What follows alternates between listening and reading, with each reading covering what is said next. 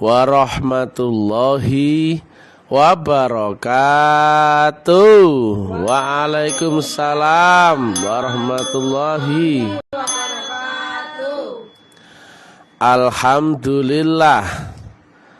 Alhamdulillahi rabbil alamin. Wassalatu wassalamu ala asrofil anbiya'i wal mursalin Sayyidina wa maulana Muhammadin wa ala alihi wa sahbihi ajmain.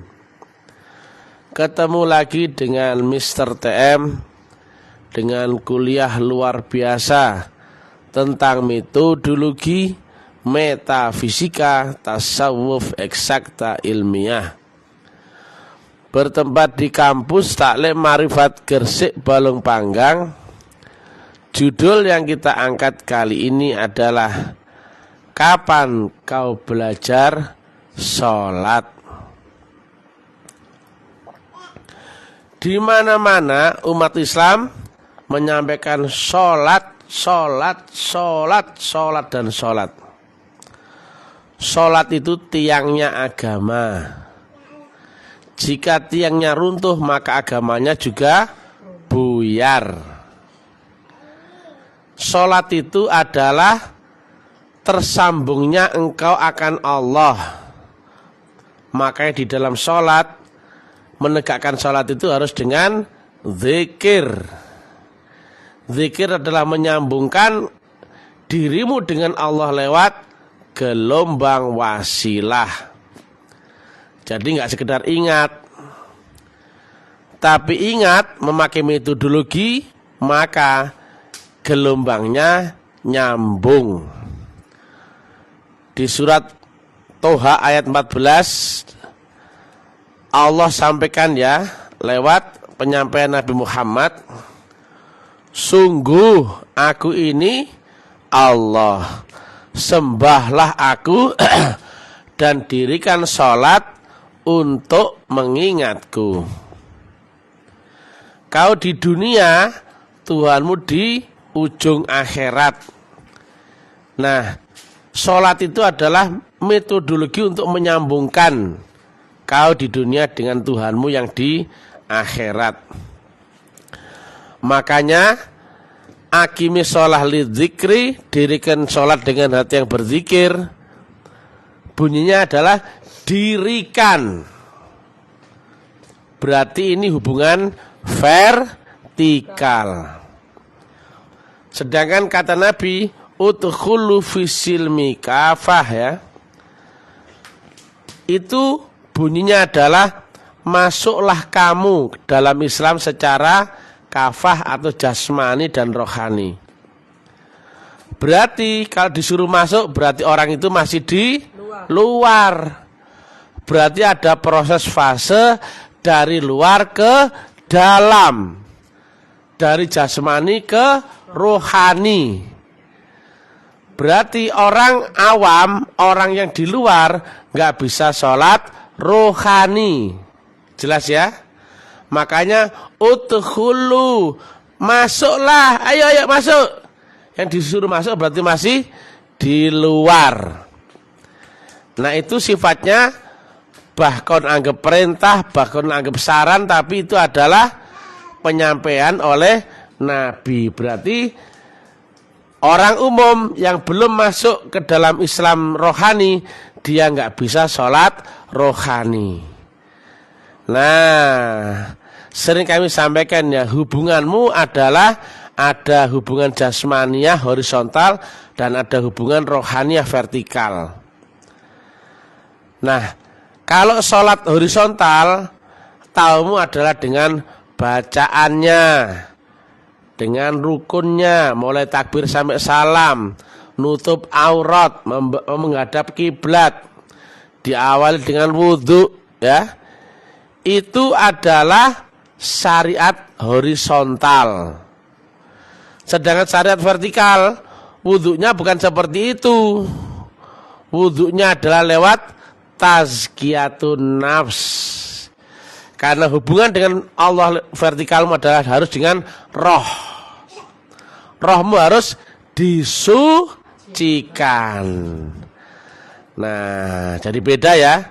Kalau urusan horizontal, urusan jasmaniah, yang dibersihkan ya jasmaniahmu. Tapi kalau urusan dengan Allah vertikal, yang diurus adalah ruhanimu. Nah, kalau urusan horizontal, semua orang bisa sholat. Diajarkan mulai kecil, ya tadi TK diajar sholat gak? Diajari. Bahkan kata Nabi, kalau anakmu gak mau diajak sholat, pukullah. Nah, itu untuk siapa? Anak-anak, ya, betul? Berarti belajar sholat syariat itu kepada siapa?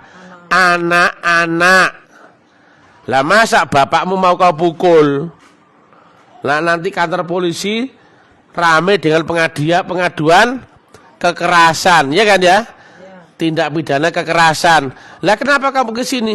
Aku dipukul. Lah kenapa? Aku disuruh sholat, digebloki sama orang. Ya kak ya? Betul apa kak? Nabi menyuruh ngajari orang sholat pada usia dini, betul ya? Sholat jasmani. Nah, tapi pertanyaannya, masa kualitas sholatmu umur sudah 50 tahun, 60 tahun, 70 tahun kok sama dengan sholatnya anak kelas TK? Ya enggak? Tahu maunya apa sholat itu? Diawali wudhu, ya enggak? Kemudian nutup aurat, ya enggak? Menghadap kiblat, betul enggak? Takbir sampai salam, ya enggak? Bacaan sholat, ya enggak? Itu horizontal. Nah, diingatkan oleh Allah di surat Al-Ma'un, siapapun yang sholat tapi lalai akan diganjar neraka wel. Nah, mereka sudah sholat apa belum sholat? Sudah sholat. Mereka sudah sholat berarti sholat horizontal ya. Tapi gak nyambung, berarti gak ada hubungan secara vertikal. Berarti mereka yang sholat jasmani bangke, kalau gak nyambung dengan Allah, diazab neraka wel, betul? Makanya disampaikan Nabi, dirikan sholat dengan hati yang berzikir. Ingat. Nah ini masalahnya, apa yang kau ingat? Katanya Allah. Lah terus apanya Allah yang kau ingat? Gak ngerti, berarti omonganmu cuma omong kosong. Nah jadi untuk menuju sholat secara vertikal, engkau harus baiat terlebih dahulu. Baca Asy-Syura 52. Maka kau berubah fase ya, naik fase menjadi golongan orang beriman. Bunyinya adalah, demikian kami wahyukan dari ketetapanku, ya Quran dari ketetapan kami ya. Sebelumnya kau tidaklah mengerti apa itu kitab Quran, kau tidak pula mengerti iman. Demikian ini keduanya kami jadikan nur, dan kami tunjuki siapa yang kami kehendaki di antara hamba-hamba kami. Berarti orang beriman adalah bermula ketika dia di baiat, karena mendapatkan nur kitab dan nur iman. Baca Quran Mushaf Asy-Syura 52. Dan betul nggak perintah sholat yang dari Allah, yang asli ya, bukan untuk anak-anak ya.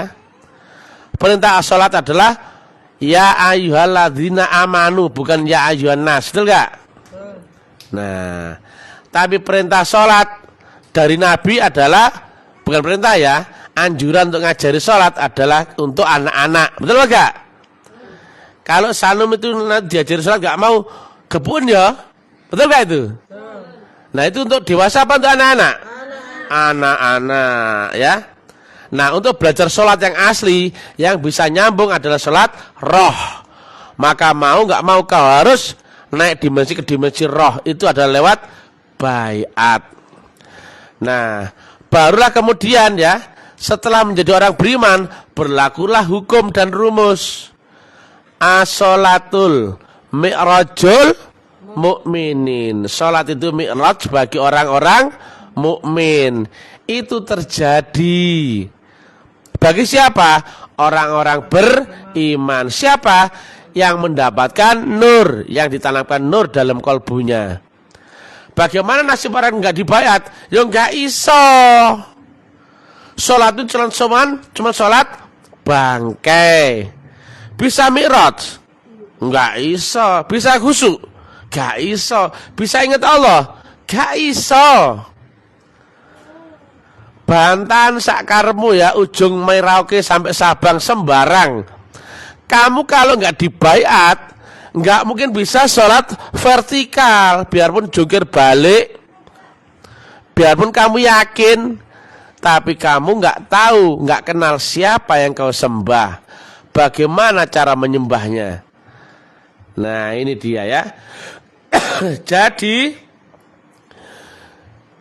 ya, sholat yang syariat diajarkan untuk fase anak-anak ya, jelas ya. Nah kemudian setelah akil balik, masuklah tarekat, diajari metodologi agar bisa berhubungan dengan Allah secara vertikal. Nah kalau kamu sholat, intinya di apa? Zikir, dinyambung, betul gak? Nah kalau sholatmu, zikirmu itu nyambung, sholatmu akan tegak, maka Islammu akan kokoh ya, karena sholat itu adalah tiangnya agama, betul gak? Kalau sholatmu gak bisa zikir, maka agamamu buyar, betul apa gak? Hidup intinya di agama, agama intinya di sholat, sholat intinya di zikir, zikir intinya di wasilah. Loh, siapapun yang nggak ketemu wasilah, nggak ketemu pembawa wasilah, nggak ketemu cara wasilah, jalan wasilah, nggak mungkin ada hubungan. Sholatmu bukan karena perintah, sholatmu adalah karena kena prank masalah kewajiban. Saya tanya, orang yang belum bayat, orang beriman nggak? Tidak. Maka orang belum beriman dapat kewajiban sholat enggak? Tidak. Yang hati-hati. Orang yang belum beriman tidak mendapatkan kewajiban sholat. Jelas? Karena orang enggak ada imannya, enggak ada nur imannya, enggak akan bisa sampai, enggak ada sambungan dengan Allah. Inilah yang makanya sholat itu cuman tunggang-tungging, boseni, beban, ya, nggak asik.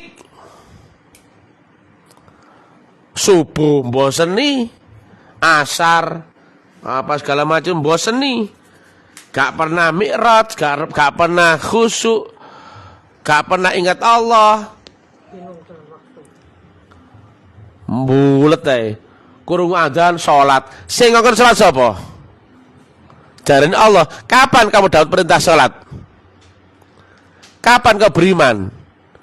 Wong bayat aja belum ya? Ya, perintah ibadah adalah bagi yang beriman.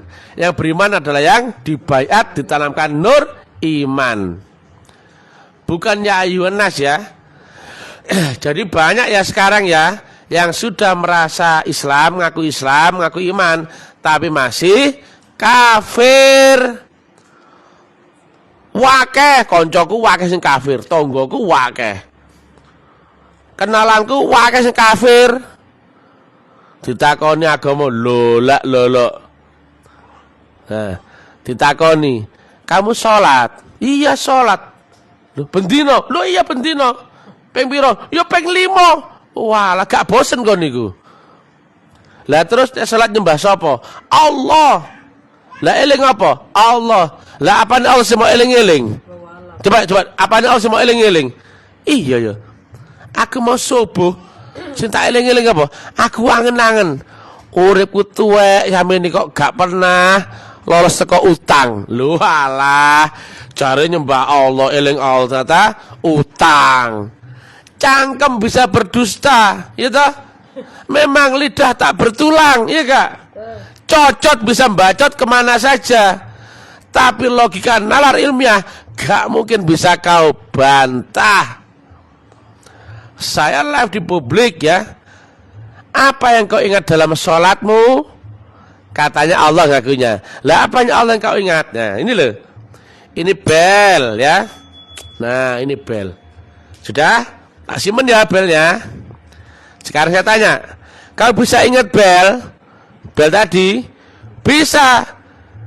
Nah yang kau ingat dari bel tadi apanya? Bunyinya, bentuknya, warnanya, ukurannya. Jelas toh? Lah kalau Allah katanya kau ingat Allah. Sekarang saya tanya, apanya Allah yang kau ingat? Lola, lolo. Telat, kok bedes ketulup itu. Lah iya. Hampir semua iki wong Islam goblok-goblok. Karena apa? Tidak memenuhi rukun syarat ya. Mereka tidak melalui rukun Islam. Tidak pernah syahadat, tidak bisa sholat. Syahadat cuma mengucapkan, padahal harusnya bersaksi ya. Demikian ya. Dan mengerjakan sholat ya, itu ketika diberikan kewajiban adalah bagi yang beriman, karena sudah dikenalkan Tuhannya. Nah, dia dikenalkan Tuhan yang di ars dan Tuhan yang di dunia. Jelas toh?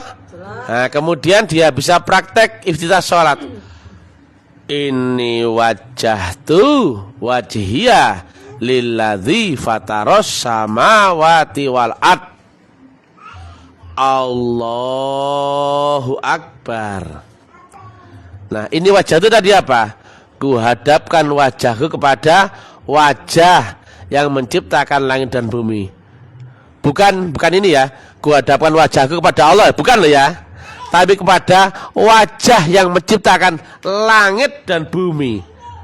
Berarti Allah yang diwakili di dunia adalah lewat wajah wujudnya. Ada wujudnya. Itu bagi orang-orang yang bersaksi dalam syahadat. Karena sudah ketemu. Orang syahadat sudah bersaksi belum? Sudah melihat. Sudah. Betul kan dia sifatnya wujud? Betul. Lah kalau sudah ketemu, bisa kau ingat-ingat? Bisa. Yang kau ingat apanya? Wajahnya, wujudnya. Jelas ya? Itu Quran surat Al-An'am. Itu disebut Rabitoh. Lah liane, ingat Allah apanya? Tae. Ayo sekali lagi Num. Tae. Ya.